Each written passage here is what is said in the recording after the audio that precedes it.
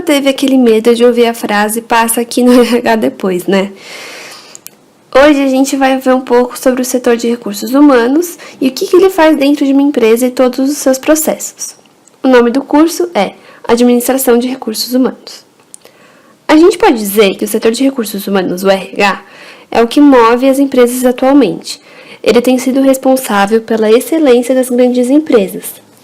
Como ele está diretamente ligado às pessoas, é necessário que as suas ações gerem resultados diretos a todos os membros que compõem uma determinada organização, mas nem sempre foi assim. Bom, então aqui falando brevemente do histórico, a gente pode dizer que o grande boom do RH foi a Revolução Industrial, ou melhor, o fim dela. Então, antes da Revolução Industrial, o que a gente tinha eram trabalhadores fazendo uma produção toda artesanal. Então, com ela, eles passaram a ficar aglomerados dentro de um único espaço, respondendo aos seus superiores, aos seus chefes, e isso fez com que fosse necessário o surgimento dos primeiros departamentos pessoais, que hoje a gente pode chamar tanto de RH, quanto de gestão de pessoas, quanto de administração de recursos humanos. A verdade é que esse setor, como um todo, está em constante evolução, e o nome dele vai mudando junto com isso. Mas aqui a gente vai se referir a ele como gestão de pessoas mais pra frente, tá? Só para vocês terem isso em mente. Continuando o histórico, o objetivo dos departamentos pessoais nessa época era, então, centralizar, padronizar as atividades de um chefe, ou seja, a contratação de novos funcionários, o registro desses funcionários e o pagamento deles também. Além disso, começaram a surgir iniciativas voltadas ao bem-estar dos funcionários, como surgimento de centros médicos e salas de refeição e tudo mais. Já em 1933, os Estados Unidos implementou o que a gente conhece hoje por New Deal, o Plano New Deal, que foi quando o governo do país começou a interferir na economia. Então agora eles começaram a ter preocupações que antes eles não tinham, como por exemplo o aumento dos salários, E aqui também aconteceu o surgimento dos sindicatos, então um papel que o departamento pessoal tinha era uma forma de intermediar e negociar com esses sindicatos o que seria melhor para os funcionários, Já em 1939 foi quando a gente teve então a Primeira Guerra Mundial, e foi nesse momento que o departamento pessoal ele começou a perder força e confiança das pessoas, porque como tinha alta demanda de recrutamento para a guerra, as pessoas começaram a enxergar esse departamento como se ele fosse um modo de manipular as pessoas para que elas realmente entrassem, se alistassem e fossem para a guerra. Mas também foi entre os anos de 1939 e 1985, depois da Primeira Guerra, que o departamento pessoal começou a ganhar força. Então ele foi ganhando cada vez mais prestígio e chegou onde está hoje. Além disso, a gente pode dividir a evolução do departamento pessoal em 3 eras, que são a era da industrialização clássica, que aconteceu entre os anos de 1900 e 1950. Depois a gente tem a era da industrialização propriamente dita, que foi quando aconteceu entre 1950 e 1990. E também tem a era depois de 1990, que é a era da informação, que é onde a gente está hoje, Essa era de informação trouxe todos aqueles novos conceitos e visão que a gente conversou um pouquinho antes. Bom, isso foi o que aconteceu no mundo como um todo, Mas o Brasil, ele não acompanhou muito bem todas essas etapas. Tudo que aconteceu aqui foi de forma mais lenta e sempre com atraso. Então, no Brasil, no final do século XIX, até a Primeira Guerra Mundial, o país ele era essencialmente agrícola. Então, toda a produção ela se encontrava no campo, A primeira coisa que a gente pode perceber desse atraso é que enquanto o hemisfério norte já estava todo na era da industrialização, a gente ainda estava engatinhando. Mas em ambos os casos, tanto aqui quanto lá, havia um certo descaso com os recursos humanos. Porque o maior problema daqui era que uma economia agrícola ainda possuía como modo de trabalho uma coisa muito semelhante ao escravismo. Então, recurso humano não era uma coisa que se via muito aqui.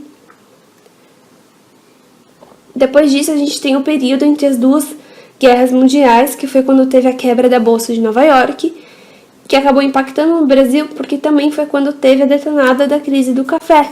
Então, fez que o capital, que estava todo no campo, migrasse para a cidade, dando um impulso para a industrialização. Então, aqui foi quando começou a ter necessidade de formar mão de obra especializada. E aqui foi também quando os apartamentos pessoais, eles ainda tinham um papel muito limitado, né? Então, eles lidavam bastante com a parte burocrática e também com a remuneração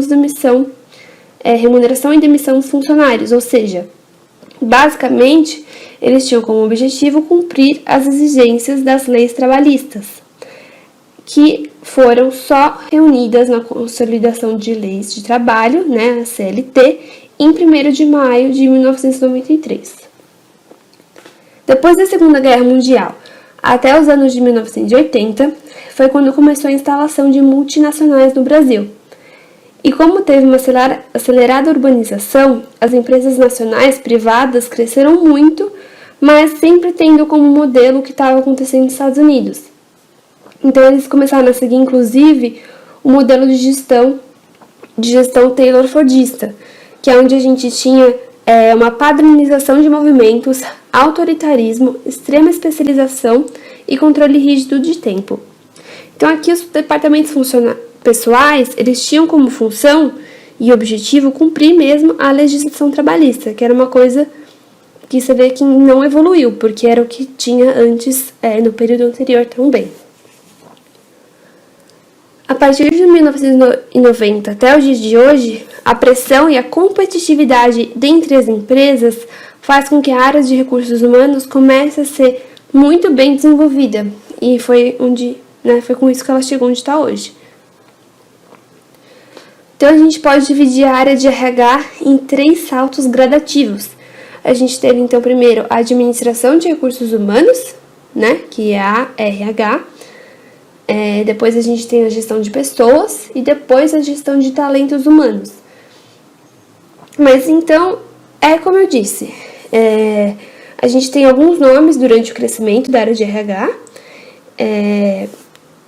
mas o que a gente precisa ter em mente é que o pensamento como um todo da área de RH, ele tem evoluindo muito e muito rápido, né? Então, tem lugar que ainda usa a nomenclatura de ARH, e tem gente que ainda chama de RH, e tem gente que chama de gestão de pessoas e de talento, mas assim, o nome meio que não importa. O que importa é o que o setor desenvolve, o que o setor faz dentro daquela empresa. Hoje em dia, o setor está sendo subdividido para poder cumprir suas funções da melhor maneira possível e desenvolver elas do melhor jeito, né? Mas isso acontece também de acordo com a necessidade da empresa. Então, raramente, empresas menores vão ter uma super divisão dentro daquele setor de RH, porque elas realmente não precisam. Então, elas não têm por que investir muito nisso. Bom, mas a gente falou tanto dessa área aqui e acabou que não deu ainda uma definição, né? A gente pode definir a administração de recursos humanos como um conjunto de políticas e práticas necessárias para conduzir os aspectos da posição gerencial relacionada com as pessoas ou com recursos humanos, incluindo, então, recrutamento, seleção, treinamento dos funcionários, por exemplo. Logo, a ARH é a área da administração que estão os profissionais de RH, que vai cuidar do suprimento, manutenção, desenvolvimento de todos os recursos humanos daquela empresa, onde envolve a atividade de atrair, manter e desenvolver pessoas. O principal objetivo é saber unir da melhor maneira os interesses da empresa e do funcionário. Então, toda organização possui seus objetivos, né? E isso quem alcança esses objetivos, quem trabalha para fazer com que eles sejam cumpridos, são os empregados. Então, para que isso aconteça, é essencial que a satisfação da pessoa, né, do indivíduo que está trabalhando, seja também obtida. Porque uma vez que isso acontece, eles se sentem motivados a cumprir as suas metas e isso acaba aumentando a produtividade no ambiente de trabalho. A RH permitiu que houvesse uma abertura para um novo conceito, que foi aquele de gestão de pessoas que a gente já conversou um pouquinho. Isso permite que os funcionários deixem de ser vistos como apenas recursos, e sim como parceiros, né? Então, pessoas que são realmente dotadas de inteligências, elas possuem personalidades, conhecimentos e habilidades diferentes, né? Têm as suas aspirações, percepções que são únicas, e isso incrementa muito na empresa. Então, a partir do momento que elas são vistas como parceiras, como colaboradores, isso muda e muito o cenário da empresa, né? Quando as pessoas são vistas como recursos, os empregados eles ficam isolados, eles ficam apenas trabalhando nos seus cargos, e isso dificulta que eles sejam motivados para que eles possam cumprir as suas tarefas. Por outro lado, se eles são vistos como os parceiros de trabalho, você tem então uma equipe, né? E isso aumenta a produtividade da empresa, justamente porque elas estão mais motivadas. Uma vez que, por exemplo, se tiver alguma falha, a culpa não é só de uma pessoa, a culpa é do coletivo. Assim como também quando tem ganhos, o ganho é de todo mundo. Então isso gera um comprometimento da parte de todo mundo que está envolvido. E isso aumenta a produtividade da empresa.